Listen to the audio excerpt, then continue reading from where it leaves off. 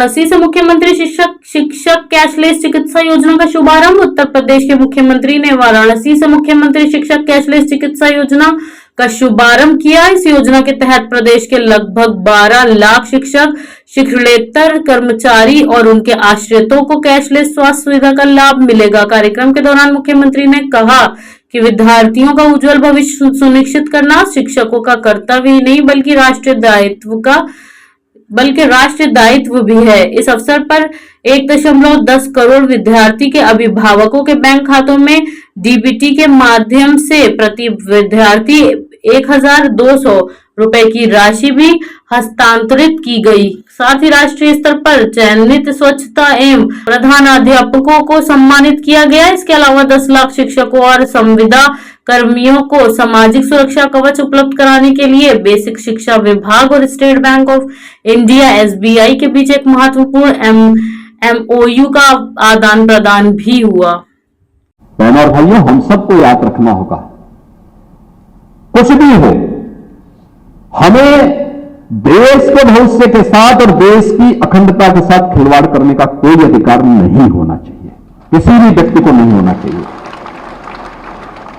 और मैं तो आपको बार बार कहता हूं, आपका आदर्श आचार्य चाणक्य हो सकते हैं, आपके आदर्श आप काशी में हैं पंडित मदन मोहन मालवीय हो सकते हैं, डॉक्टर राधा कृष्णन हो सकते हैं। आपको आदर्श ढूंढने की आवश्यकता नहीं। उस प्रकार के उदाहरण हैं। आचार्य चाणक्य जैसा गुरु होगा, देश कभी विपन्न नहीं हो सकता। विदेशी ताकतें आपकी ओर आंखें उठाकर के देख भी नहीं सकती। फिर उस प्रकार के माहौल को बनाने के लिए और पिछले 9 वर्ष में आप लोगों ने मेहनत की है, एक प्रयास किया है। मैं देखता हूं जब उत्तर प्रदेश के अंदर की आज बहुत सारी स्कीम ऐसी हैं जो राष्ट्रीय स्तर पर एक सक्सेस स्टोरी के रूप में देखी जाती है। ऑपरेशन कायाकल्प, निपुण भारत कार्य अभियान के अंतर्गत किए गए प्रयास, प्रोजेक्ट अलंकार माध्यमिक शिक्षा का,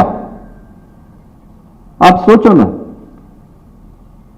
वे कोई परिवहन परिवार को भी देखते हैं, कोई व्यक्ति है अपने बच्चों को पढ़ाता है कि बुढ़ापा उसका ठीक होगा।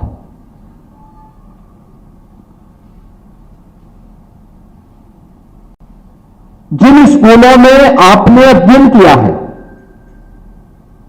उन स्कूलों में अगर कोई सुविधा नहीं हो पाई है तो हमारा दायित्व बनता कि हम भी कुछ कंट्रीब्यूशन करें, कृतज्ञता ज्ञापित करना। यही है, वह हमारे लिए किसी मंदिर से कम नहीं है। वहां जाके प्रणाम करना, वहां के कार्यक्रमों में भागीदार बनना, उसके प्रति कुछ योगदान कर लेना। और पुराने विद्यालयों में मैं देखता था, वो गवर्नमेंट इंटर कॉलेजेज हैं,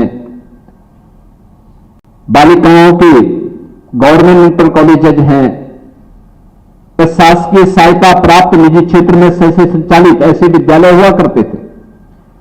बहुत अच्छा काम किया था कभी उन्होंने, देश के लिए एक पीढ़ी को गढ़ने का काम किया था।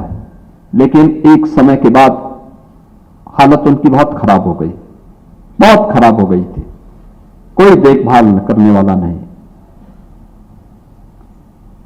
एक समय उनकी पहचान थी, वहां एडमिशन के लिए लोगों को तमाम सिफारिशें लगानी पड़ती थी, और तब भी कभी भी संबंधित प्रधानाचार्य या शिक्षक कभी हिम्मत नहीं हारते थे। पूरी तन्मयता के साथ, पूरी मनोयोग के साथ उस कार्य के साथ जुटे रहते थे। समय के साथ गिरावट आई, फिर संसाधन भी नहीं शासन के द्वारा उपलब्ध करवाए गए।